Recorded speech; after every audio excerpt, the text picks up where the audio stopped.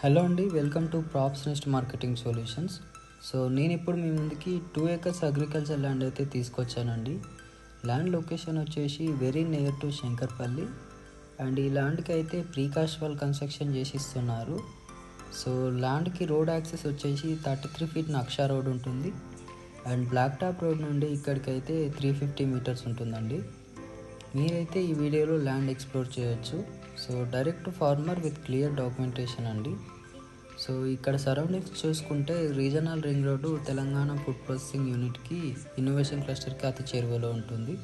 బీజాపూర్ హైవేకి అతి దగ్గరలో ఉంటుందండి. ఎవరైనా ఇంట్రెస్ట్ ఉంటే కాంటాక్ట్ అవ్వండి. Thank you.